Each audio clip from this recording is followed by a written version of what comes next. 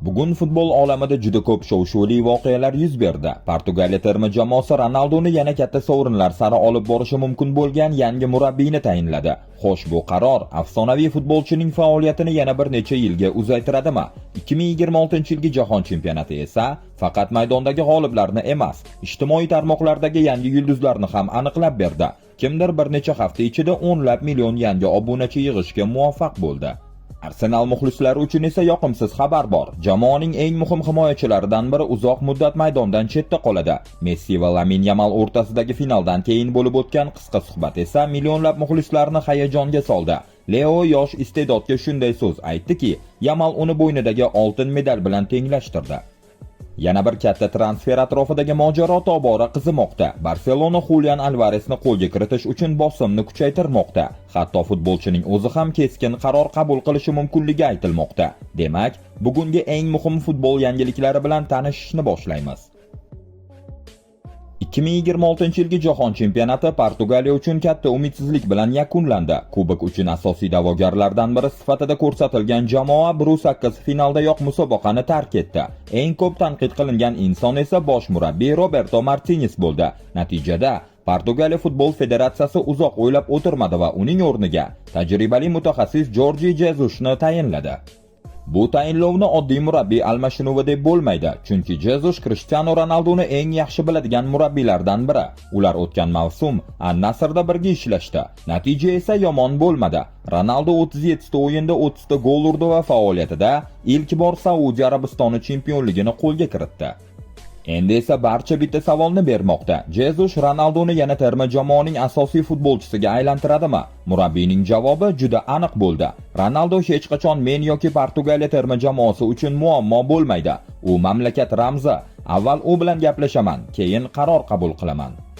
Bu gaplar shunchaki hurmat uchun aytilgan so'zlar emas. Jesus hech qachon hech kimga yoqish uchun gapiradigan murabbiy bo'lmagan. Buni uning faoliyati ham isbotlaydi. Masalan, u bir vaqtlar Neymarning yuziga qarab, "Sen endi avvalgi futbolchi emassan" deb aytgandi. Oradan ko'p o'tmay, braziliyalik yulduz klubni tark etdi. Yana bir safar esa mashg'ulot paytida stadionda ovoz tekshirayotgan mashhur reper 50 Centni mikrofon orqali haydab yuborgan. Ya'ni Jesus bosimga bo'ysunadigan murabbiy emas. Agar u Ronaldoni maydonga tushirsa, bu faqat futbol sabab bo'ladi. Ammo oldinda undan ham katta sinov kutmoqda. Jesus hujumkor futbol tarafdori. Uning jamoalari doim ko'p gol uradi va raqibga bosim o'tkazadi. Lekin klub futboli bilan terma jamoa futboli o'rtasida juda katta farq bor. So'nggi yillarda Italiya va Belgiya ham murakkab taktik tizimni terma jamoada qo'llashga urinib ko'rdi.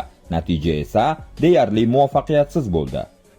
Shu sabab Portugaliyada hammasi aynan Jesus rejasiga bog'liq bo'ladi. Agar uning tizimi ishlasa, Ronaldo yana terma jamoada ko'plab gollar urishi va Portugaliya Euro 2028 favoritlaridan biriga aylanishi mumkin. Ammo reja o'xshamasa, unda Portugaliyani yana juda qiyin davr kutadi. Sizningcha, Jorge Jesus Ronaldoni yana Portugaliya bilan katta sovrin sari olib bora oladimi? Yoki endi terma jamoa yosh futbolchilar atrofida qurilishi kerakmi? Fikringizni izohlarda yozing.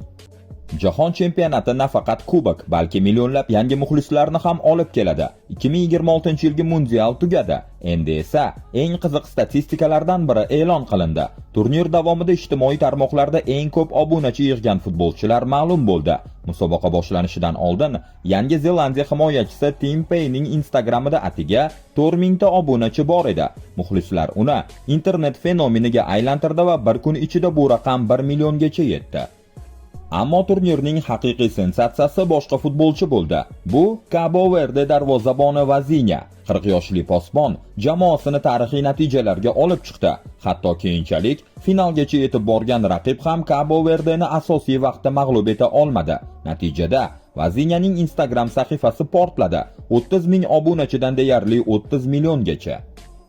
Ammo bu ham birinchi o'rin uchun yetarli bo'lmadi, chunki bu safar ijtimoiy tarmoqlarning mutloq qiroli Erling Haaland bo'ldi. Norvegiyalik hujumchi mundial davomida yana 32 million yangi obunachi yig'di.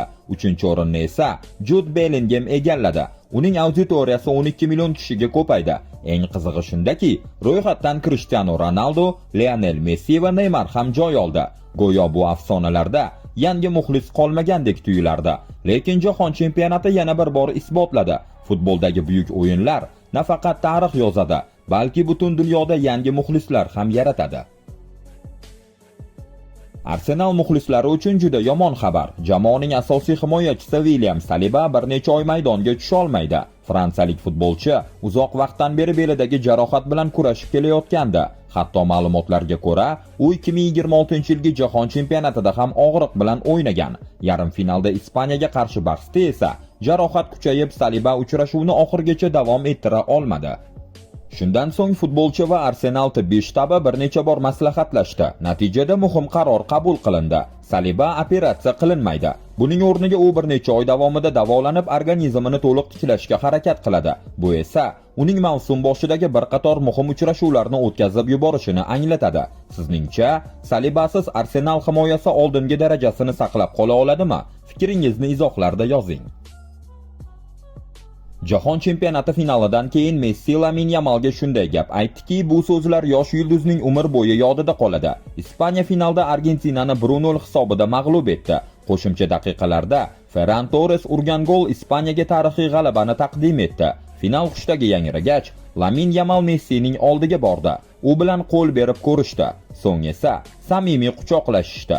Keyinchalik Yamal o'sha suhbat haqida shunday dedi: Agar bir necha yil oldin menga jahon chempionatida Leo Messiga qarshi o'ynab chempion bo'lasan deyishganida, bunga hech qachon ishonmagan bo'lardim. Ammo eng ta'sirlisi bundan keyin bo'ldi. Messi unga shunday dedi: O'z yo'lingdan yur, kelajak sizlarning avlodingizniki.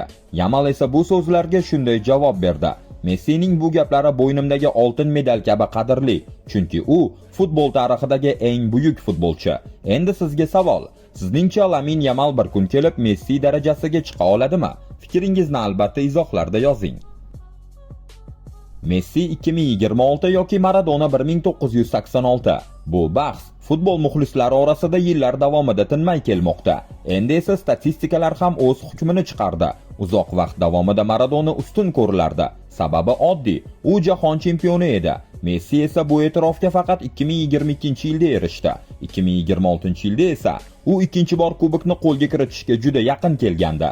Ammo Ispaniya bunga yo'l qo'ymadi. Shundan so'ng SofaScore Messining 2026-yilgi mundialini Maradonaning afsonaviy 1986-yilgi turniri bilan taqqosladi. Natija esa juda qiziq. O'rtacha reyting bo'yicha ustunlik Maradonada, shuningdek u assistlar, hal qiluvchi uzatmalar, muvaffaqiyatli driblinglar va yakka kurashlarda ham Messidan yaxshiroq natija qayd etgan. Lekin Messi ham ortda qolmadi. O'tkazilgan o'yinlar soni va urilgan gollar bo'yicha aynan Leo oldinda bo'ldi. Endi esa eng qiziq savol: sizningcha jahon chempionatidagi eng kuchli individual turnir kimniki edi? 1986-yilgi Maradonaniki yoki 2026-yilgi Messiniki? Barselona Julian Alvarez transferi uchun oxirigacha kurashishga tayyor. Kataloniya klubi bu transfer albatta amalga oshishiga ishonmoqda. Garchi Atletico Madrid hujumchini sotishdan qat'iyan bosh tortayotgan bo'lsa ham, Marca nashri xabariga ko'ra, Barsa ayni paytda kutish va bosim o'tkazish taktikasini tanlagan. Klub rahbariyati hal qiluvchi qadamni aynan futbolchining o'zi tanlashi mumkin deb hisoblamoqda. Ma'lumotlarga qaraganda, Julian Alvarez 10-avgust kuni Atleticoning ilk mashg'ulotiga bormaslik variantini ham jiddiy ko'rib chiqmoqda. Bundan tashqari, Barselonaning 100 million yevrolik taklif ham cheklangan muddatga ega. Kataloniyaliklar shu yo'l bilan Madrid klubiga bosim o'tkazmoqchi. Ammo Atletico hozircha o'z pozitsiyasini o'zgartirgani yo'q. Klub Alvarez sotilmasligini qat'iy ta'kidlamoqda. Jahon chempionatlari tarixidagi eng yaxshi assistent kimligini bilasizmi? Ko'pchilik gol rekordlari haqida gapiradi, lekin assistlar bo'yicha ham mutlaq yetakchi bor. Bu Lionel Messi. Argentina afsonasi mundiallarda 32 o'yinda 12 assist amalga oshirgan. Qizig'i, shundan 4tasi aynan 2026-yilgi jahon chempionatida qayd etilgan. Ikkinchi o'rinda esa yana bir argentinalik afsona, Diego Maradona. U 21 o'yinda 8 ta assist bergan. Ammo bu ro'yxatda barchani hayratga solgan yangi ism ham bor: Michael Olise. Fransiyalik futbolchi o'zining ilk jahon chempionatidayoq atigi 8 ta uchrashuvda 7 ta assist qayd etdi. Bu bilan u bitta mundialdagi assistlar soni bo'yicha Pelening rekordini ham ortda qoldirdi. Endi Olise tarixiy reytingda 3-o'ringa ko'tarildi. Eng qiziq savol esa, Olise keyingi jahon chempionatlarida Messining 12 assistlik rekordini yangilay oladimi?